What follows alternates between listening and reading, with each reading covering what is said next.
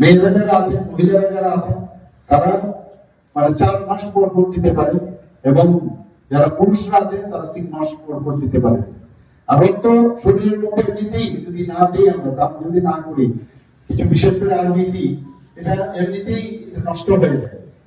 এবং মহিলাদের ক্ষেত্রে আমরা পার কেজি অনুসারে আমাদের 16 ml রক্ত আমাদের উদ্বৃত্ত থাকে, এবং পুরুষদের বেলায় 26 ml উদ্বৃত্ত থাকে। কাজে তার 350 ml যদি একজন আজকে এখানে যদি ব্লাড নেয়, তার খানিকটা খালি রক্ত আমরা দান করি।